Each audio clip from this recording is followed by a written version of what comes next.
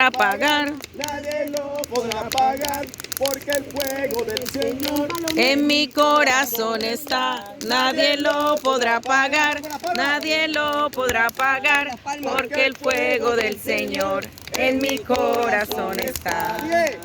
Estabas tú velando Como las 10 vírgenes, estabas tú velando, como las 10 vírgenes, y a medianoche llegó el esposo, y las que estaban apercibidas fueron con él.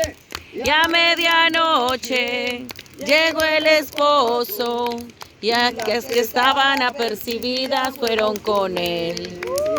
Altar de Dios, en el altar de Dios, el fuego está encendido, el fuego está encendido en el altar de Dios.